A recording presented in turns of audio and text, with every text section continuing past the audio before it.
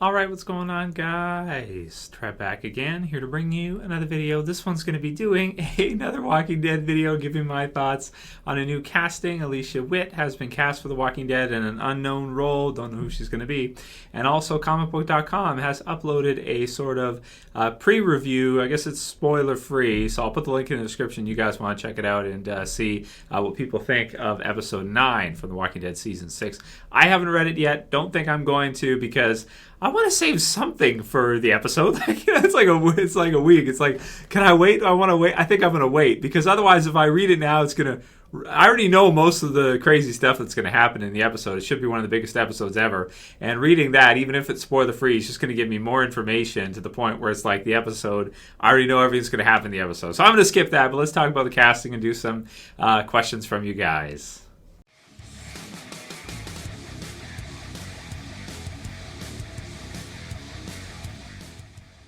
So this one was a request from YouTube user Marc James. He asked me, Trev, Alicia Witt was recently cast. Please give your thoughts on it. And I'll post a link in the description so you guys can check it out to that, as well as to the comicbook.com spoiler-free review for episode 9 if you want to check it out. I'm not going to, so don't ask me about it. I'm not going to watch it.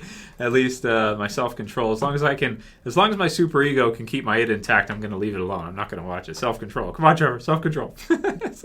So hard sometimes, right? So the other article from E! Online, it says here that she responded, or she tweeted, "Proud and overjoyed to get to announce to you today I'm joining one of the greatest shows ever made." She tweeted The Walking Dead at Walking Dead AMC, TWD. So really cool. Then it also says something about Kirkman saying people gots to die. It's like, well, yeah, we know. He said that before. But, I mean, there are some big deaths coming up, of course. But it sounds like maybe later on the season, this should be a death-heavy half. So it should have quite a few. So that's pretty cool. Now, okay, so the discussion is, who is she going to be playing, or who do I think she's going to be playing? At this time, I can honestly say I have absolutely no idea. In the past before, it's been a lot easier to kind of guess who's playing who based on casting. We guessed the Gregory one correctly. We guessed, some of the other ones in the past before that have been announced correctly. But for her, man, it is like impossible to say, because there are just so many characters that she could be playing from different communities now and everything. Like, she could be a character from the Hilltop. She could even be a character as part of the Saviors for season 7, or who knows. If she just announced it, it seems to me like they told her not to say anything that she was part of it, and she just kind of announced it recently. So she's probably going to be late to season 6, possibly even season 7. So, man, there are so many different possibilities. If I had to guess one, I would say she's probably going to be a new character, I think. Some people have been talking about Rick, as in, like, who's going to be Rick's new love interest, this kind of deal. And if he's going to have one, what's going to happen with that?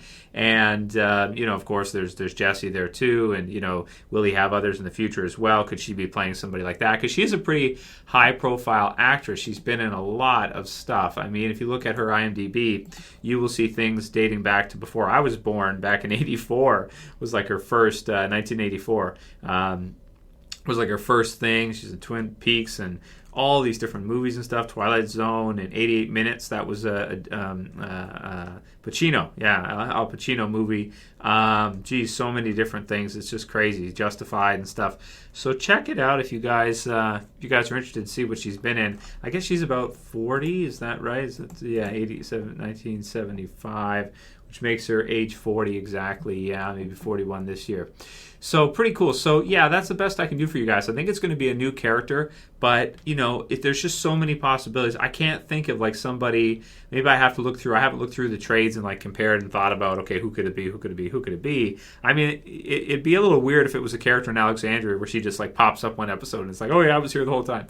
That'd be a little weird. But I wouldn't put it past them to do something like that. However, I'd probably go with, based on timing, high probability Hilltop character. And being that, maybe a character that we never really had in the comic books. Because the Hilltop doesn't really have many female characters that are big. I mean, you have Gregory. Later on, you have Maggie. You have Paul Monroe, of course. But there aren't too many other females from the Hilltop that I really think of that she sounds like she's going to be. So that's the best I can do for you guys. I think it's going to be a new character adapted for the show. Probably a character from the Hilltop, just as a guesstimate. It could be anywhere, any of the others we mentioned, but probably. And then, like I said, thecomicbook.com, quick review. Of course, my review will be posted for you guys, once the episode airs. Obviously, it's, I'm looking forward to it like crazy. I can't wait. It's just been, it's been a bit of a tough wait, this one, I think. We haven't had as much content as a lot of times they release. For maybe it's because it was on a cliffhanger when they ended it, the mid-season finale, and there was stuff that we had hoped would be in the mid-season finale that wasn't and got pushed into this premiere. But it's been a bit of a tough wait for me anyway. I'm not sure about you guys, but for me it's been like, I want to get it on with already. Some are worse than others. It seemed like the season 6 premiere wasn't as tough of a wait as this has been. So maybe it's just based on where they ended, that kind of deal. Cliffhangers can tend to do that to you, I think. So let's get into a few other questions from you guys. So the first one for this week, or for today's, from altokingman, he says, another question, Trev. I'm trying to set up with a Q&A. Do you think Enid might play any significant role during All Out War, or do you think her character will be pushed into the background and ignored until the resolution of the arc? So it depends what they do with Enid. If they go the comic book story route, this is a little spoilery for you guys. Enid, who would be Sophia, okay, so Sophia from the comic book series, and Carl. Sophia seems to like Carl. Carl seems to like her. However, they never seem to get into a romantic relationship. In fact, another girl kind of comes along like that, boom, and Carl goes for it. So, can you blame him? No, but he's a little pimp, right? So he's got it lined up, right? And he actually does. He's got another one too. He's like sending him love letters and stuff. It's funny, man. Carl is a little badass for sure. So it's. Oh wait, I can't even say that because that's spoilery too. I was gonna say something. It's the thing. It's the look. Is what it is. It's the look. It's his father. It's the world. No, I'm trying to dance around. This is not. If you've read the comic series, you know what I'm talking about. So there it is. But so Enid and Carl, it'd be like they kind of maybe get together in the TV series, because with TV series shows, you always need to add in a little bit more romance than usual. And I'm talking about Smallville. I'm talking about, Arrow. I'm talking about all these other shows. Not necessarily just DC shows. But anytime you adapt something to TV, they seem to throw in tons of romance to keep the chickies watching. And probably because it's low cost with budget to do romance stuff. And so it works out really well for TV series to do a lot of romance stuff. So I'm guessing Enid and Carl will probably have some more chemistry, probably have a little fling or something, but then eventually it won't work out, maybe because they're both too damaged or something of the sort, and Enid is too strong for him. So I don't know. Something like that is what I'm guessing is probably what's going to happen in the future for those two characters. But I do think that Enid will play a role pretty much all the way through, because I think even aside from Carl, you're going to have Glenn and Maggie kind of take her in as kind of one of their own, so to speak, and her kind of officially join our group, which is now becoming Alexandria and taking over Alexandria. Pretty much 100% now, especially since their leader is dead and everything. Maybe undead, we'll see. Next one's from Justin T, and he says, this one, Okay, so he says, do you think that if Daryl dies, the show will lose some of its fan base? My opinion is it will lose a lot of female viewers. Not sure, though. So I must have added this before I did the video the other day where we were talking about what if they killed Daryl off and what the ramifications would be. So I guess I've already answered this one, Justin, so sorry, bro. But with regards to the female viewers thing, are there other heartthrobs that they could maybe turn their attention to? Well, I think the chickies also like Andrew Lincoln quite a bit. Maybe it's that movie he did. Was it Love Actually? That's funny. I actually watched that movie. It's pretty funny. I watched it with Jess because I'll watch a romantic movie with you. Pick Love Actually, just so I can see. You see, we always got a hidden motive, ladies. You got to watch out for that. We always got some kind of hidden motive, right? It's Valentine's Day. Well, how would you like to spend Valentine's Day watching The Walking Dead with me? Wouldn't that be romantic? It has Carol. It has. See, this is how. See, you got to sell it, right? You got to sell. That's what I did. So it works so far. Hope she didn't hear that. Okay, next one's from Max Papineau, and he says, "Hey, Trev. I've been watching your videos for years now. I really like your content. And by the way, somebody accused me in a I don't even remember his name. I don't care. Anyway, but he accused me in a private message of only picking people's questions who compliment me. And that is not true. I do also pick questions sometimes when people troll me. Sometimes if you troll me, I'm like, F you, I'm not going to use your question. However, I don't, there's no favoritism here. I don't pick questions just based on, a certain person who asks or a certain, if they compliment me and he said, build or blow out your ego or something of that, along those lines. That's not why I pick certain questions. I pick them because they're good questions or because they make sense at that time.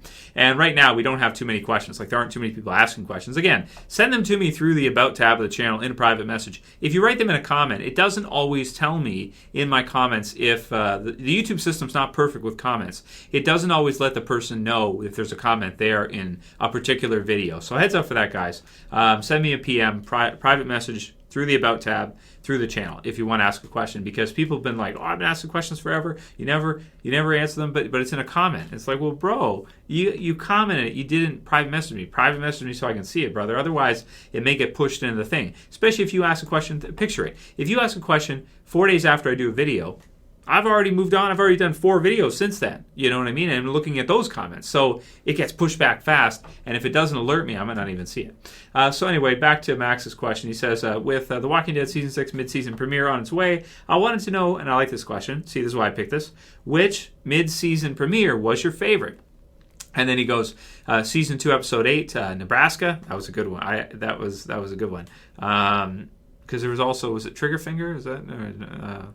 I'm trying to think. Man, it's funny how fuzzy logic comes in after a few years. So, Season 2, Episode 8, Nebraska. Season 3, Episode 9, The Suicide King. Season 4, Episode 9, After. Season 5, Episode 9, What Happened and What's Going On. Me personally, it's Season 4's After. Thanks, Trev. Keep up the good work. Okay, so I love this question, and I'll do probably one more after this. I like that you pointed out for them, because Season 1 never had a mid-season premiere, right? So it doesn't count, right?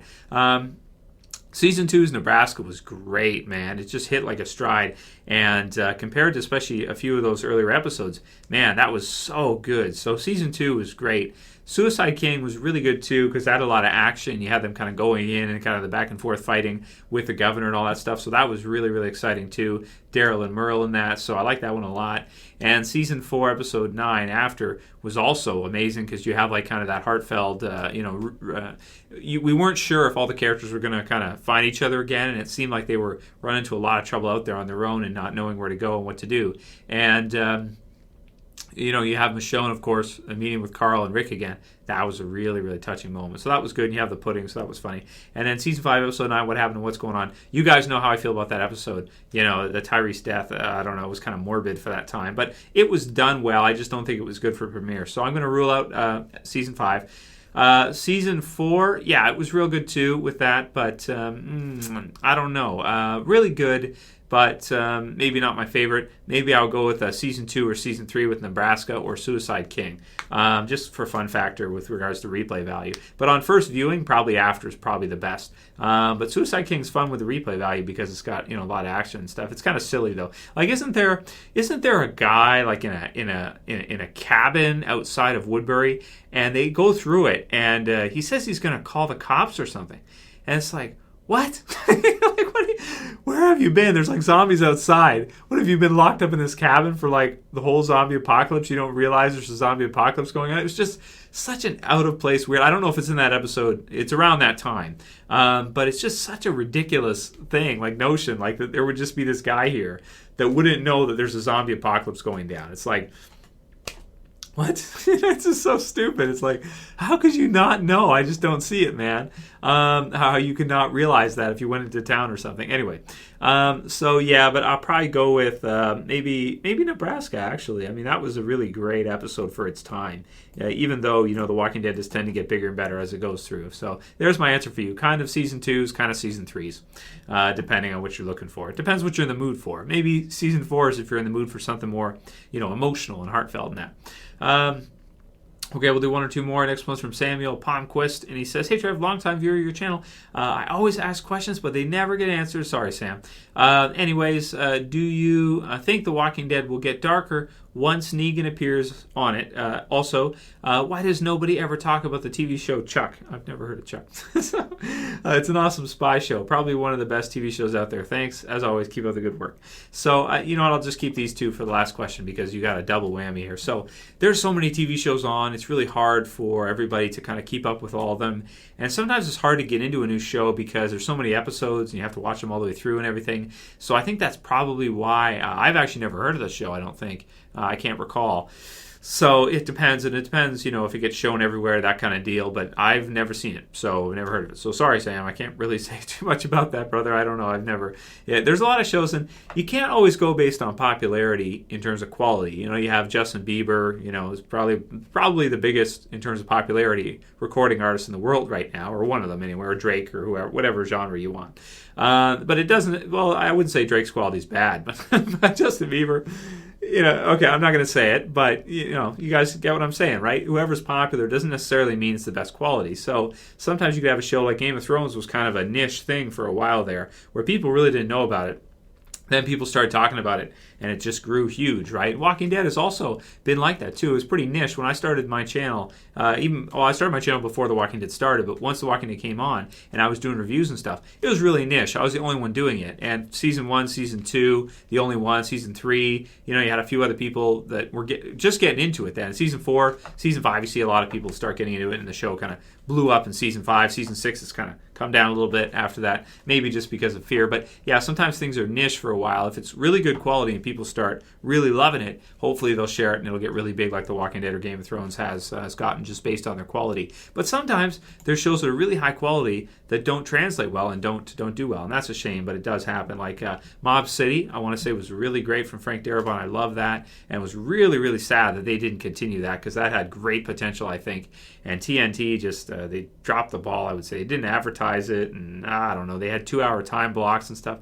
It was kind of messy, and it could have been a great show from Darabont, but oh well, it didn't work. Now he's busy suing AMC, so, so there you go. They're probably going to win, we'll see. As your first question, will it get darker once Negan appears? Yeah. Oh, yeah, it's going to get darker. Well, the other thing about Negan, too, that's fun, like you guys see, I do my impression and stuff. Well, it's not really impression. It's the way I would envision the comic book character to come to life. That's the way I would envision Negan to be to me. So it's kind of like an impression, but, you know, an adaptation, I guess, my spoof impression of the comic book series version of Negan. We'll see how Jeffrey Dean Morgan plays him on a TV show. No doubt it's going to be different in some ways. Probably a little bit more crazy. As long as he's very id-based, we're good. You know, very animalistic and crazy and jumping around and having fun. It looks like he's going to be, so it should be good. But we'll get darker, yeah, because he's got charisma, too, right? He's got charisma, so he's crazy, zany, silly, dark, and all these things all at once. He's a great character all wrapped up into one. He's just like Henry Rollins in real life. You know, he's Black Flag. He's like so badass. He's gonna kick your ass and stuff. He comes out. He's wearing like he's got like underwear on or like shorts on. He's got like no shirt on. He comes out, and then he's got charisma too. He can speak and he's funny and he's comical and all that stuff. So. Yeah, man, you can definitely see where the where Negan is very similar in that way to maybe a zombie apocalypse version of Henry Rollins, which is fun. So, yeah, I can't wait to see him, and it's going to get even darker for sure, man. Darker and darker and darker, especially if they include a big character death at the end of the season, which is like, I'm like, oh, man, that would definitely change the show for sure. But in some ways, if they do kill Daryl off at the end of the season, it may be bad for the show long term. And I was thinking about that. I was like, well, if they want the show to last 15 or 20 seasons, you may just want to keep him alive because he's so good to have over long term, like Michonne or Rick, you know. Do you want to kill off Michonne? Not really, you know. Would you want to kill off Daryl? Maybe not. But then again, somebody's got to die, and you got to have big deaths. So, it's such a tough... it's going to rack my brain for the next month until we see it. So anyway, that's it for today. So let me know what you guys think. I hope you guys are having a good one. I hope you've had a decent break. And of course, keep sending me your questions for the Q&A. Your best chance of getting a question answered is right now, this time of the year before the second half starts. Once it starts, there's going to be a lot of questions coming through. So but now's your chance if you want to ask. And if you like this video, go ahead and thumb it up below as usual. Share favorite. Comment below what you think of Alicia Witt if you know anything about her. I don't really know anything about her. So maybe, I don't know, based on age, maybe some kind of romantic relationship with Rick or something. I don't know. We'll see. And subscribe at the bottom left if you're new and you want to subscribe. But most of you guys have been here forever. So, so that's it for this one. See you guys again probably tomorrow. So always it's Trev. I'm saying peace.